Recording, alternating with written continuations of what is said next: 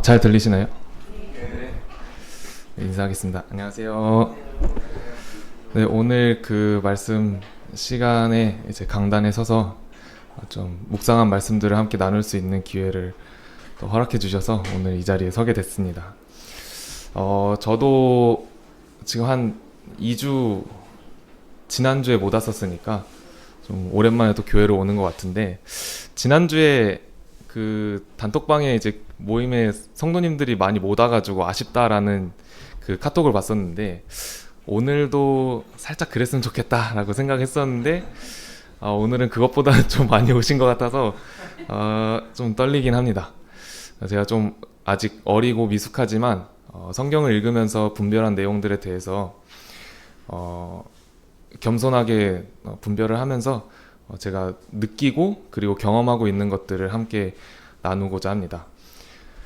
CBF 저도 평일에 인천 CBF에서 같이 청년들과 함께 교제를 하고 성경 공부를 하는 시간도 있는데, 그 시간에 청년들이랑 같이 이야기를 하면서 나눈 내용들도 같이 포함이 되어 있어서 한번 같이 나누고자 합니다.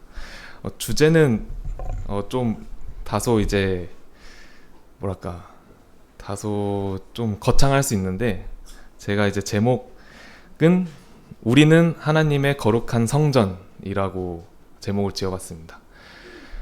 내용이 다소 거창할 수 있는데, 사실 이 성전이라는 것을 통해서 근본적으로 우리가 우리한테 적용해야 될 것은 무엇인가 라는 것을 같이 나누고자 합니다.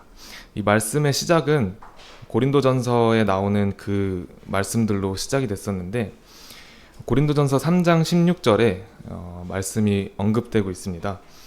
성도님들이 다 아실 말씀이지만 한번 읽어보면, 너희가 하나님의 성전인 것과 하나님의 성령이 너희 안에 계시는 것을 알지 못하느냐? 누구든지 하나님의 성전을 더럽히면 하나님이 그 사람을 멸하시리라. 하나님의 성전은 거룩하니 너희도 그러하리라. 라는 말씀이 고린도전서 3장 16절에 언급이 되고 있고, 그리고 고린도전서 6장 19절에 또 보게 되면, 너희 몸은 너희가 하나님께로부터 받은 바 너희 가운데 계신 성령의 전인 줄을 알지 못하느냐? 너희는 너희 자신의 것이 아니니라. 라고 말씀이 시작이 됩니다. 이 말씀을 통해서 그리스도인, 이 땅을 살아가는 그리스도인들에게 하나님께서는 이 말씀을 통해서 너희들이 하나님이 거하시는 성전이다 라고, 각 개인이 하나님께서 거하시는, 성령님께서 내주하시는 성전이다 라고 이제 이야기를 하고 있습니다.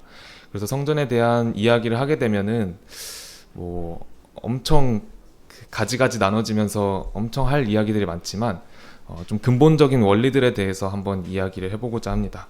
그래서 구약 시대에서 나타나는 성전의 모습, 그리고 신약 시대에 와서 나타난 성전의 모습, 그리고 현재 그리스도인들에게 적용되는 성전의 모습, 그런 영적 의미들을 통해서 저희들이 받아야 할 교훈이 어떤 것인가 라는 것을 한번 나눠보고자 합니다. 그래서 구약 시대를 통한 성전의 모습, 어떤 영적 의미를 생각을 해보면, 제가 이렇게 쭉 보면서 한 두 가지 의미 정도를 생각을 해봤어요. 좀 공통적으로 나오는 모습이었는데, 첫 번째 의미는 여호와 하나님께서 거하시며 그의 이름을 그곳에 두시고 하나님의 언약을 기억해 하는 장소, 처소입니다. 첫 번째 의미고요.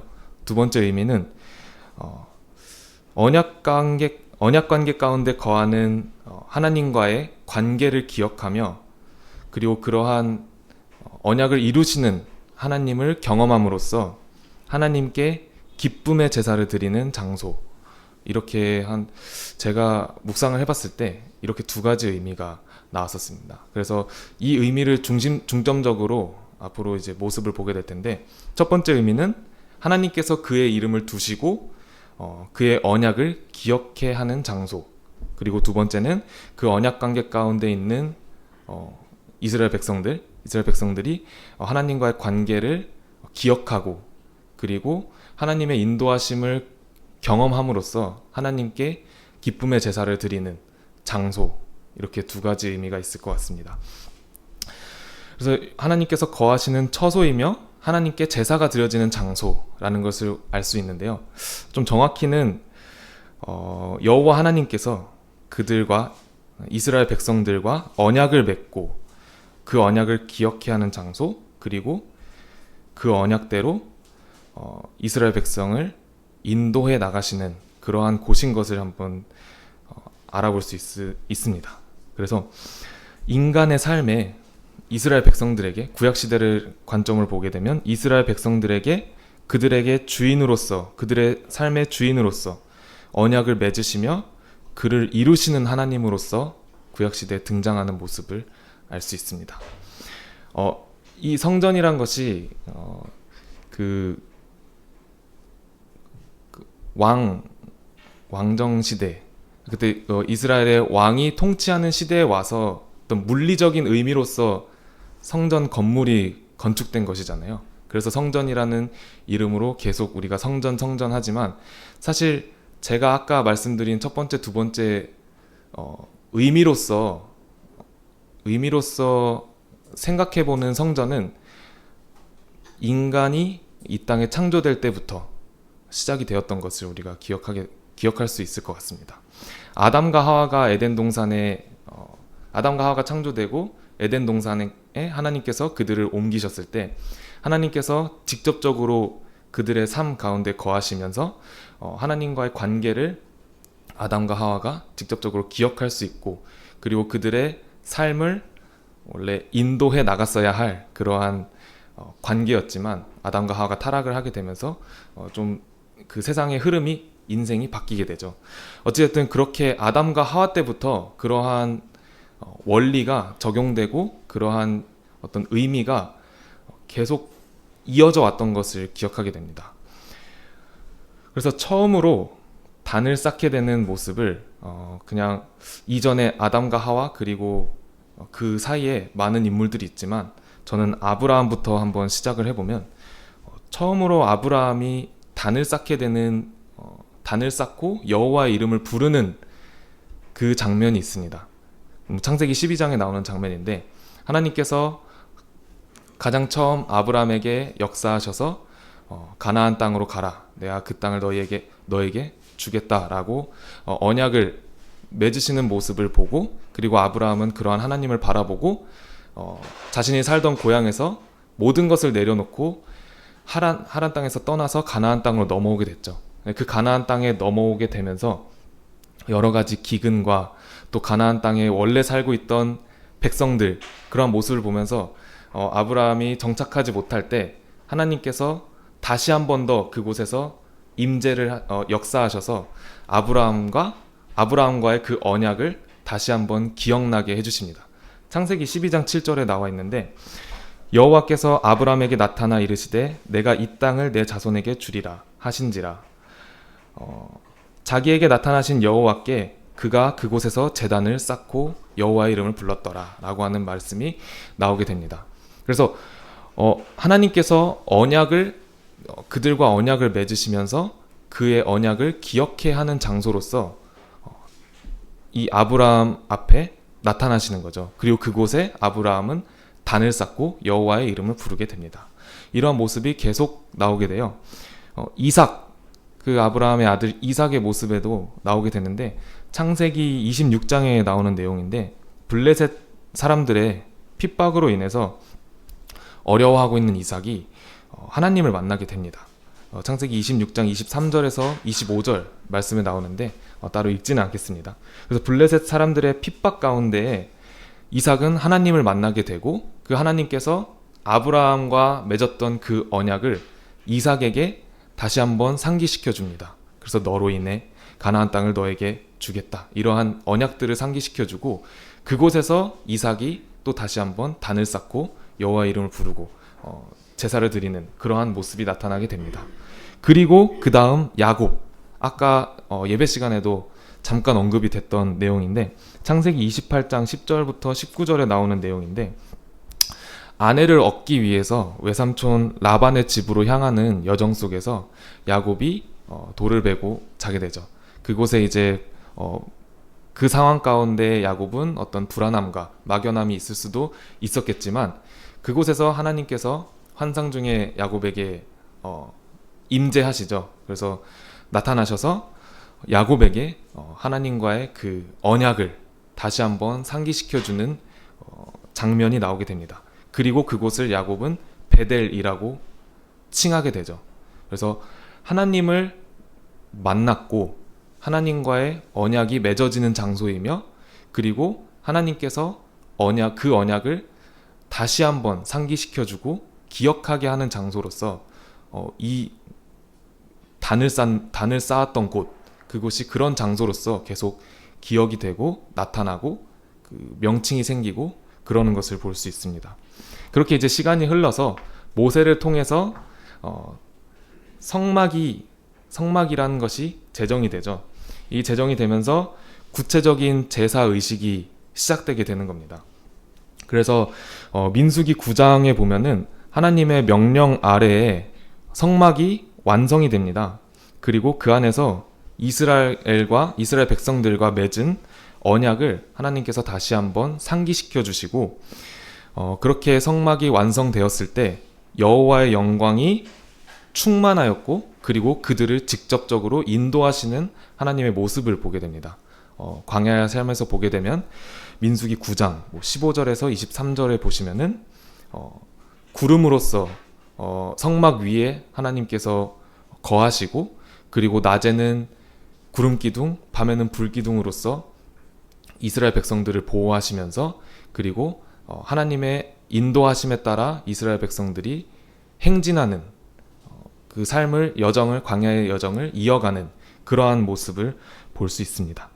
그리고 그렇게 시간이 흘러서 다윗 왕 시대에 다윗이 하나님의 성전을, 하나님께서 거하실 곳을 사모하는 그러한 마음이 생기면서 기도를 하게 됩니다. 사무엘하 7장 2절에서 3절의 말씀을 잠깐 보시면, 다윗이 하나님의 성전, 하나님이 거하실 곳을 사모하며 기도를 드리는 내용이 있는데, 그 기도의 내용이 어떤 육신적인 어떤 그 외형적으로 하나님의 어떤 영광, 거룩함을 드러내기 위한 것이 아니라 그저 하나님이 거하실 곳이 하나님의 거하실 곳을 사모했던 다윗의 마음으로부터 그 성전이 시작이 되거든요.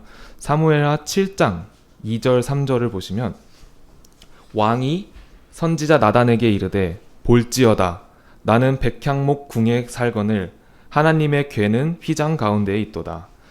나단이 왕께 아뢰되 여호와께서 왕과 함께 계시니 마음에 있는 모든 것을 행하소서 하니라 라고 하게 됩니다. 그래서 성전의 시작은, 그 건물로서의 성전의 시작은 다윗이 하나님의 거하실 처소를 사모하게 됐던 거죠.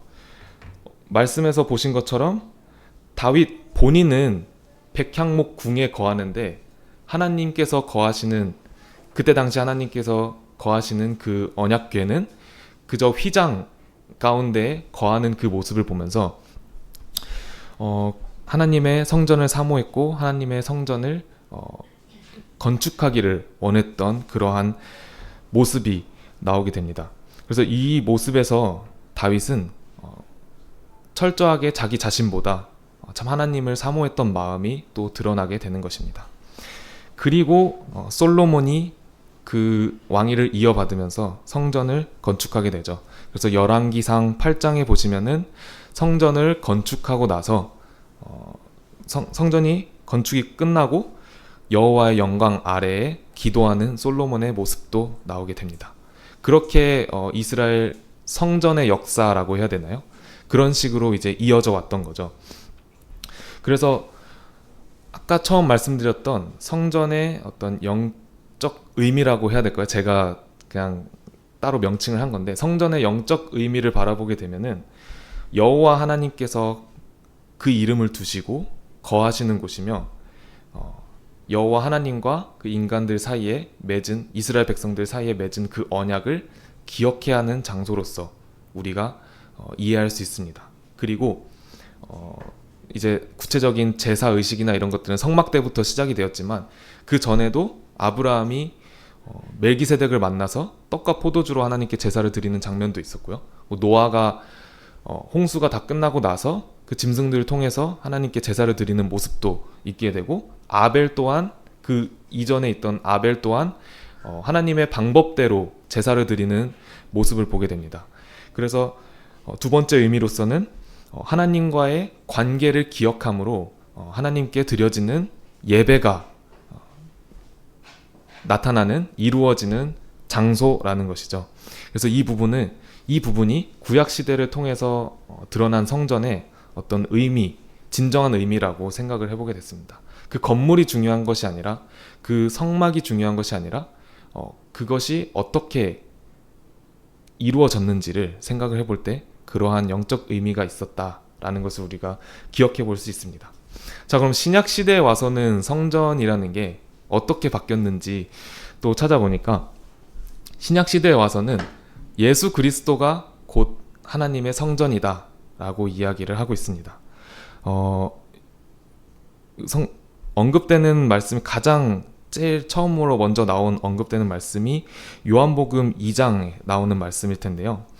요한복음 2장 18절부터 21절에 보시면은 표적을 보여달라고 하는 유대인들에게 예수님께서 이야기를 하시죠. 이 성전을 헐어라. 내가 사흘 만에 이 성전이 다시 세워질 것이다 라고 이제 이야기를 하는데, 그 표적을 보여달라 했던 유대인들은 도무지 그 말을 이해하지 못합니다. 어떻게 우리의 역사 가운데에서 그렇게 영광 가운데 건축했고, 그리고 다시 불타서 없어져 버리고 다시 재건축을 하고 했던 그 성전이 어떻게 사흘 만에 다시 세워지느냐라는 반응을 하게 되죠. 하지만 그 이후의 말씀에서, 그러나 예수는 성전된 자기 육체를 가리켜 말씀하신 것이라 라고 이야기를 하고 있습니다. 그래서 이 대목에서 이제 그 성전이란 것은 어떤 구조, 하나님께서 거하셨던 언약궤, 그리고 하나님께서 거하셨던 성막, 성전, 여기 구조적인 부분에서 머무는 것이 아니라 그 진정한 의미 가운데에서 그 성전의 원리, 그 의미를 생각을 해봐야 되는 거죠. 그래서 아까 이야기했던 것처럼 하나님께서 거하시며 그들의 그 언약을 기억해야 하는 장소, 그리고 하나님께 기쁨으로 제사가 드려지는 장소라는 것을 제가 말씀드렸는데, 예수님의 삶 속에서, 예수 그리스도의 삶 속에서 똑같은 모습들이 일어나게 되죠. 많은 말씀들이 있겠지만 제가 한두 구절만 찾아보면은, 요한복음 8장 29절에는 하나님께서 거하시는 장소, 처소로서 예수 그리스도의 모습이 나타나게 됩니다. 요한복음 8장 29절에는 나를 보내신 이가 나와 함께 하시도다. 나는 항상 그가 기뻐하시는 일을 행함으로 그가 나를 혼자 두지 아니하셨느니라 라고 이야기하면서 하나님과 함께 하시는, 하나님이 그 안에 거하시는 예수님의 모습을 알 수 있습니다. 그리고 요한복음 1장에서도 태초에 말씀이 계시니라 라고 이야기하면서 그가 하나님과 함께 있었다, 그 말씀이 하나님과 함께 있었다라는 그 말씀들을 보게 되면서 여호와 하나님께서 거하시는 장소로서의 예수 그리스도의 모습이 나타나게 됩니다. 그리고 하나님께 기쁨의 제사가 드려지는 장소라고 제가 말씀드렸는데, 에베소서 5장 2절에서도 나오게 됩니다. 하나님께 기쁨의 제사가 드려지는 곳인데, 어떤 말씀이냐면, 그리스도께서 너희를 사랑한 것 같이 너희도 사랑 가운데서 행하라.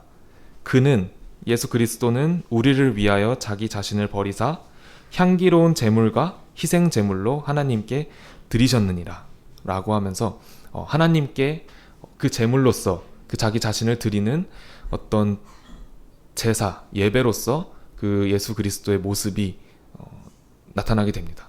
그래서 우리가 구약 시대 때 바라볼 수 있었던 성전의 영적 의미, 하나님께서 거하시는 장소, 그리고 하나님께 기쁨의 예배, 제사가 드려지는 장소, 이 두 가지 의미가 있었는데, 이 두 가지 의미가 예수 그리스도 안에서도 이루어지고 있다라는 얘기라는 거죠. 예수 그리스도가 하나님과 함께, 하나님께서 예수 그리스도 안에 거하시고, 그리고 그 관계를 바탕으로 말미암아 예수 그리스도는 하나님께 순종함으로 자기 자신을 하나님께 드렸던 그 제사가, 향기로운 제물과 희생 제물로 하나님께 드렸던 그 제사가 이루어지는 곳이었던 것을 우리가 기억하게 됩니다. 그래서 예수 그리스도가 곧 하나님의 성전이라는 의미가 어떠한 것인지 저희가 알아볼 수 있는 것입니다. 그리고 예수 그리스도를 넘어서 이제는 아까 시작할 때 읽었던 말씀처럼 이제는 우리가 그리스도인이 하나님의 성전이라고 하는데, 과연 우리가 하나님의 성전이 맞을까라는 생각을 해보게 될 때 처음에 읽었던 그 말씀을 보시면 또 똑같이 이루어지고 있습니다. 아까 읽었던 고린도전서 3장 16절과 17절에서는 너희 하나님의 성령이 너희 안에 계시는 것을 알지 못하느냐 라고 이야기를 하고 있고, 고린도전서 6장에서도 너희 몸은 너희가 하나님께로부터 받은 바 너희 가운데 계신 성령의 전인 것을 너희가 알지 못하느냐 라고 이야기를 하고 있습니다. 하나님께서 거하시는 처소, 하나님께서 그의 이름을 두시는 그 장소가 저희 각자 자신이라는 거죠. 저희 안에 하나님께서 성령님으로서 역사하고 계시고 내주하고 계시고 그의 이름을 저희 안에 두었다라는 것을 우리가 생각을 해볼 수 있습니다. 그리고 기쁨의 제사를 드리는 장소라고 했는데, 다들 아시는 말씀처럼 로마서 12장 1절에는 그러므로 형제들아 내가 하나님의 모든 자비하심으로 너희를 권하노니 너희 몸을 하나님이 기뻐하시는 거룩한 산 제물로 드리라 라고 이야기를 하고 있죠. 그래서 저희 각자가 이제는 여기 모인 성도님들 각자 하나하나가 하나님께서 거하시는 성전이다 라는 것이, 그 의미가 일맥상통하게 되는 것입니다. 구약시대에 나타났던 그러한 성전의 의미와 지금 현재 우리 각자가 하나님의 성전이다 라는 것이, 그 의미가 일맥상통한 것을 우리가 알 수 있습니다. 그래서 오늘날 적용할 수 있는 그 성전의 영적 의미가 무엇일까라고, 우리들에게 적용할 수 있는 영적 의미가 무엇일까라고 생각을 해보게 되는데, 참 저희가 예수 그리스도를 믿음으로 저희가 예수 그리스도와 함께 연합되었고 함께 죽었다가 함께 살아나고 이제는 저희의 생명이 예수 그리스도와 함께 합쳐져서 하나님 안에 감추어진 그 사실을 기억하게 될 때 이제는 저희가 그 새로운 피조물로서 살아가는 저희가 저희 안에 하나님이 거하시는 존재로서, 그리고 하나님의 성전으로서 이제 살아가는 저희에게 적용돼야 할 영적 의미가 무엇일지를 우리가 생각을 해봐야 되는 겁니다. 우리 삶 가운데 하나님께서 거주하십니다. 저희 안에 하나님께서 성령님으로서 거주를 하시는데, 그 이유는 창세 때부터 하나님께서 동일한 모습으로 역사하신 것처럼 하나님의 기쁘신 뜻대로 계획하신 그 일을 우리와 함께 이루어가길 원하시는 거죠.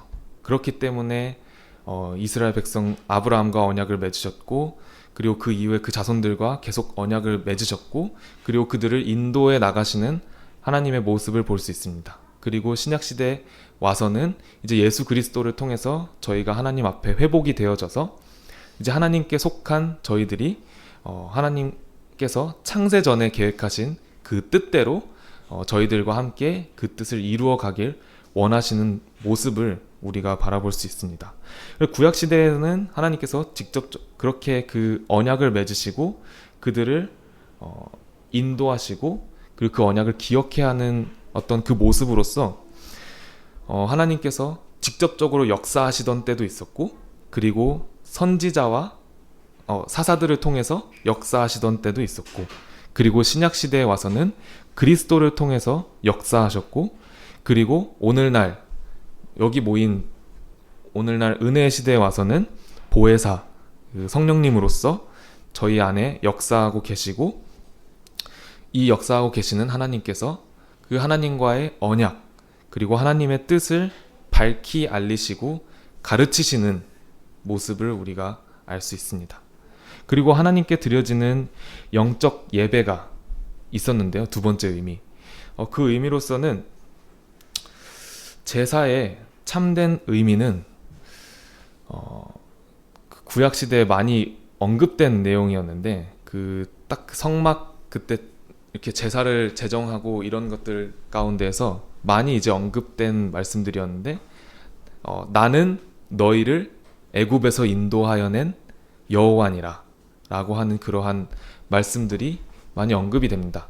거기 성막과 성전에서 이루어졌던 제사를 통해서 결국 그들이 하나님을 기억하게 되는 것이고, 그리고 그 하나님을 기억하게 되고 하나님께서 우리를 인도하시는 것을 경험하게 될 때 하나님께 나의 것을 드리는, 결국은 나 자신을 드리는 그러한 삶까지 이어가는 것이죠. 그래서 저희 내면적으로 이 성전의 의미가 저희 내면적으로 어떤 내면적인 의미로서 어떻게 이루어져야 될지를 기억을 하면 성령님께서 저희 안에 내주하시면서 하나님의 뜻을 밝히 알리시고 하나님의 말씀 그리고 하나님의 마음, 하나님의 어떤 감정이라고 해야 될까요? 하나님의 마음을 밝히 알리시는 그 모습으로서 저희들에게 역사를 하십니다. 하나님께서 저희 안에 거주하고 계시는 것이고, 그 하나님의 이름이 저희 안에 있는 것이며, 그리고 하나님과의 언약, 하나님의 뜻을 기억해야 하는 장소로서 저희 안에서 이루어지고 있는 거죠. 저희 내면에서 이루어지고 있는 것이고, 그리고 아까 로마서 12장에서 이야기했던 것처럼 우리가 하나님의 언약을 기억하게 되고, 그리고 하나님께서 그 언약대로 나를 보호해 주시거나 혹은 나에게 능력을 주시거나 혹은 나를 평안케 하시거나 나를 사랑하시는 하나님을 경험하게 될 때 우리가 비로소 그때 나의 것을 드리는, 아브라함이 11조를 드렸던 것처럼 그때 비로소 나의 것을 드리는, 그리고 나 자신을 드리는 예배가 이루어지는 거고 진행되는 것이다 라는 것을 우리가 볼 수 있습니다. 그래서 우리 삶이 그렇게 이어져야 한다는 것을 다시 한번 기억을 해보게 되었습니다. 이런 내면적 의미가 있는데 저는 여기서 더해서 복음적 의미에 대해서 복음적인 관점에서 한번 바라보고자 했습니다. 성전의 영적 의미와 복음, 무슨 관련이 있을까라는 생각을 해보게 됐는데, 아까 제가 잠깐 언급했던 열왕기상 8장에 나오는 내용인데, 열왕기상 8장은 성전 건축이 끝난 후에 여호와의 영광이 가득한 그 상황 가운데에서 하나님께 기도하는 솔로몬의 모습이 드러나는 장이거든요. 근데 거기에 이스라엘 백성을 통해서 하나님을 바라보며 그 앞에 나오는 이방인들을 언급하는 장면이 있어요. 열왕기상 8장 41절부터 43절이 있는데, 여기서 이 말씀을 읽어보면 열왕기상 8장 41절부터 43절입니다. 이 말씀에서는 이렇게 이야기하고 있습니다. 또 주의 백성 이스라엘에 속하지 아니한 자, 곧 주의 이름을 위하여 먼 지방에서 온 이방인이라도 그들이 주의 크신 이름과 주의 능한 손과 주의 펴신 팔의 소문을 듣고 와서 이 성전을 향하여 기도하거든 주는 계신 곳 하늘에서 들으시고 이방인이 주께 부르짖는 대로 이루사 땅의 만민이 주의 이름을 알고 주의 백성 이스라엘처럼 경외하게 하시오며 또 내가 건축한 이 성전을 주의 이름으로 일컫는 줄을 알게 하옵소서 라는 말씀이 있습니다. 이 말씀은 이 기도했던 그대로 이스라엘에 속하지 않은 이방인들이 42절에 보면은 그들이 주의 크신 이름과 주의 능한 손과 주의 펴신 팔의 소문을 듣고 이 성전으로 와서 이 성전을 향하여 기도를 한다는 거죠. 그리고 그 기도를 하는 이방인들에게 하나님께서는 하늘에서 그 기도를 들으시고 그들이 주께 부르짖는 대로 이루어 주시고, 그리고 이 땅의 모든 만민들이 주의 이름을 알고 주의 백성처럼 이스라엘을 경외하게 하옵소서라고 기도를 하는 솔로몬의 모습이 있습니다. 자, 이 모습을 보면서 하나님을 알지 못한, 그리고 하나님께 속하지 않은 이방인들이 성전에서 일어나는 일들, 혹은 그 이스라엘 백성을 인도하시는 하나님의 모습을 보면서 그것을 소문을 듣고 성전을 향하여 기도를 한다고 합니다. 그 소문을 듣고 하나님께로 나아온다라는 거죠. 그들의 그 소문을 듣고 하나님께 나아온 이방인들의 기도를 들어달라는 솔로몬의 기도의 내용인 거죠. 이 내용을 보게 되면 이스라엘 백성의 삶을 통해서 하나님을 믿지 않는 사람들이 하나님 앞으로 나아오는 그 모습을 볼 수 있습니다. 굳이 제가 방금 읽은 말씀이 아니어도 구약시대의 많은 말씀 중에 이러한 장면들, 이러한 모습들이 언급되는 장면들이 많이 있을 겁니다. 그래서 저희가 영적 예배를 드린다고 했는데, 이 영적 예배는 저희가 매주 만찬 예식 때마다 참 기도하며 다시 기억하는 것처럼 감사해서 그치는 것이 아니라 나 자신을 드리고 나의 삶을 드리는 것입니다.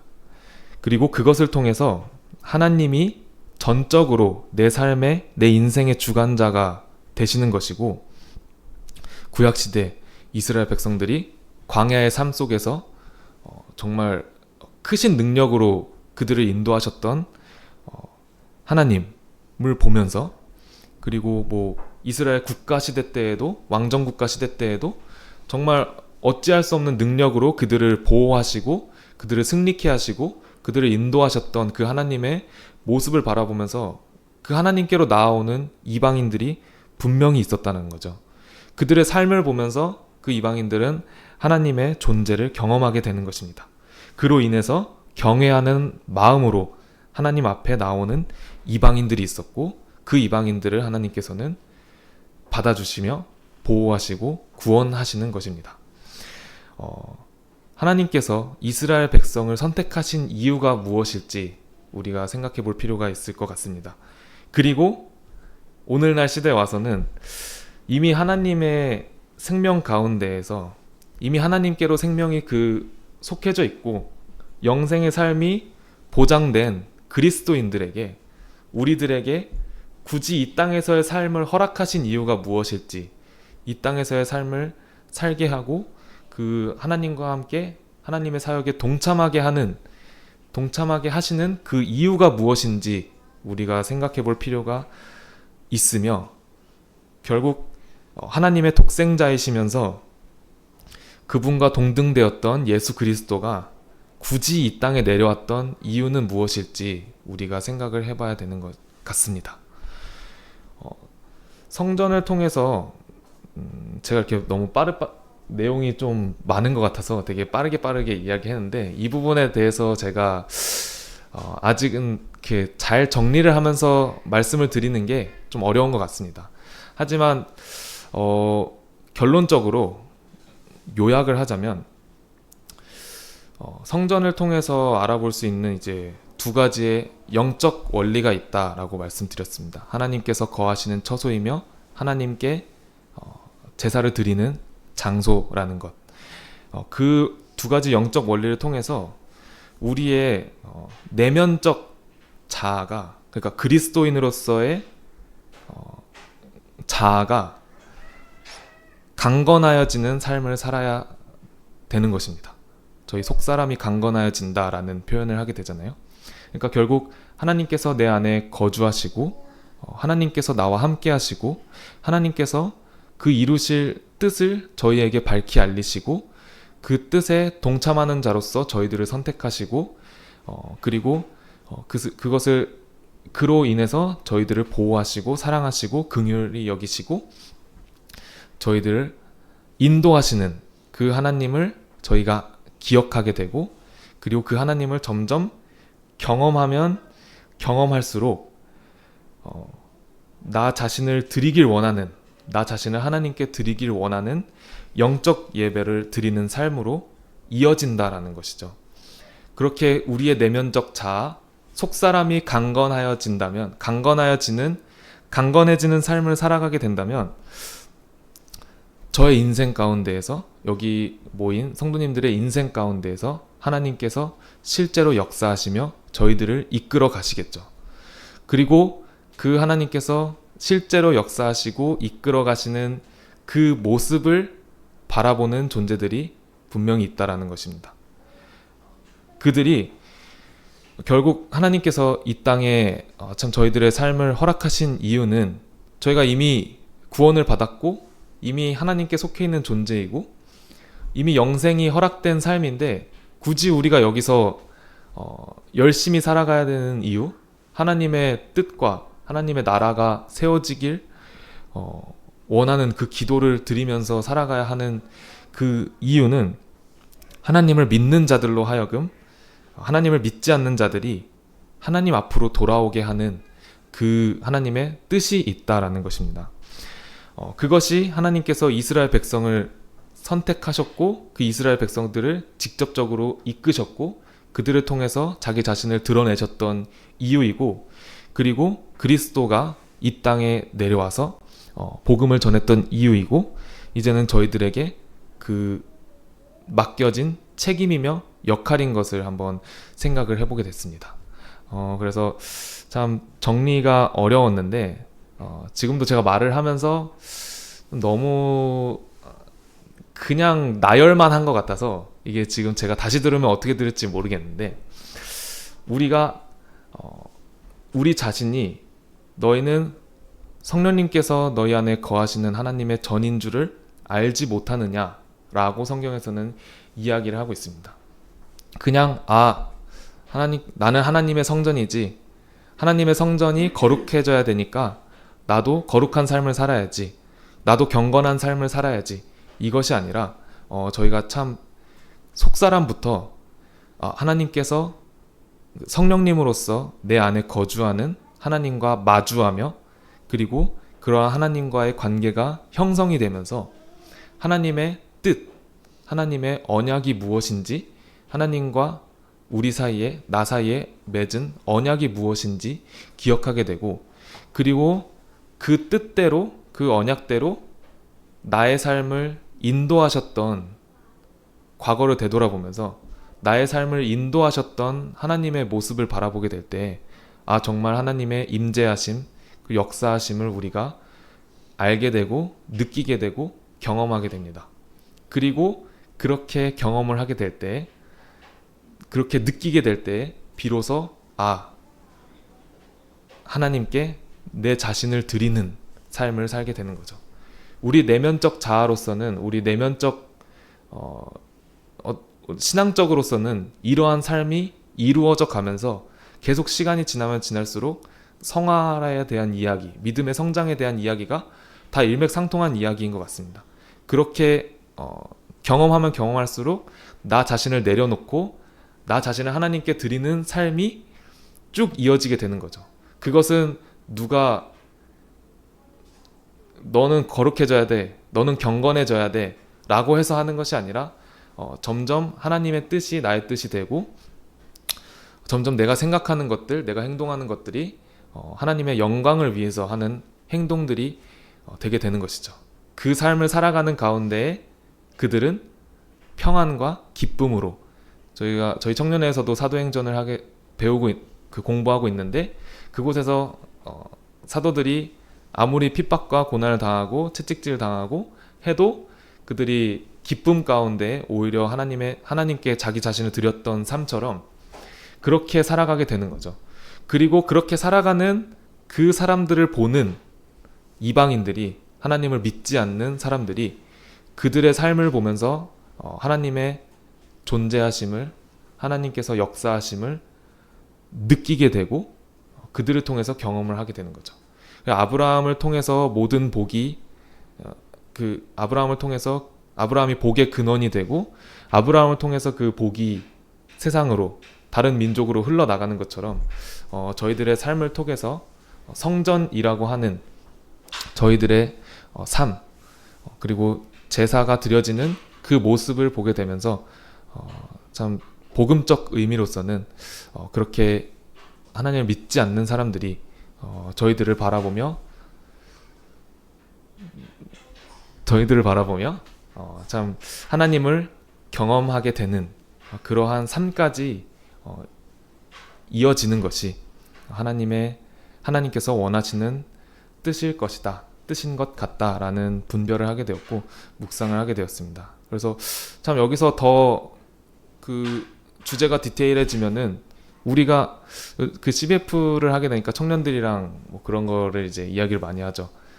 경건한 삶을 유지해야 되는 이유, 어떤 뭐 이렇게 말투라든지 행동이라든지 이런 것들, 이제 그런 것들을 이렇게 뭐 많은 청년들이 있다 보니까 뭐 그런 얘기를 할 수도 있잖아요. 솔직하게 이야기를 하게 되면 술을 왜 하면 안 되냐, 담배를 왜 하면 안 되냐, 나도 내가 생각하는 거 그냥 직설적으로 표현을 해도 되지 않느냐, 뭐 이런 것들을 이제 솔직하게 이제 이야기를 나누게 되면은 왜 우리가 참 하나님의 성전으로서, 거룩한 성전으로서 왜 우리가 거룩해야 되지? 왜 우리가 경건을 유지해야 하는 삶을 살아야 되지? 이런 것들을 우리가 여기서부터 차근차근 좀 파생될 수 있는 것 같습니다. 그래서 우리가 이 근본적인 영적 의미들을 기억하면서 살아가는 것이 중요할 것 같습니다. 그래서 마지막으로 로마서 12장 1절 2절 말씀을 읽고 마치도록 하겠습니다. 그러므로 형제들아, 내가 하나님의 모든 자비하심으로 너희를 권하노니 너희의 몸을 하나님이 기뻐하시는 거룩한 산제물로 드리라. 이는 너희가 드릴 영적 예배니라. 너희는 이 세대를 본받지 말고 오직 마음을 새롭게 함으로 변화를 받아 하나님의 선하시고 기뻐하시고 온전하신 뜻이 무엇인지 분별하도록 하라. 이 두 구절의 말씀에서 제가 말씀드린 그 두 가지 영적 의미가 여기서도 나타나는 것 같습니다. 하나님의 뜻을 기억하는 삶, 2절에 나오는 것처럼 하나님의 선하시고 기뻐하시고 온전한 뜻이 무엇인지 기억하고 분별하는 것이 중요할 것이고, 그리고 그 이후에 그 뜻에 따라 우리를 이끌어 가셨던 아버지 하나님께 우리 자신을, 우리의 몸을 하나님께 기뻐하시는 거룩한 산제물로 드리는 그 삶까지 이어지는 것이 저희들이 신앙 가운데에서, 믿음 가운데에서 더욱 영적으로 성숙해지는 길이고, 하나님의 평안 가운데에서 살아갈 수 있는 길인 것을 다시 한번 생각을 해보게 됐습니다. 여기까지 하고 마치도록 하겠습니다.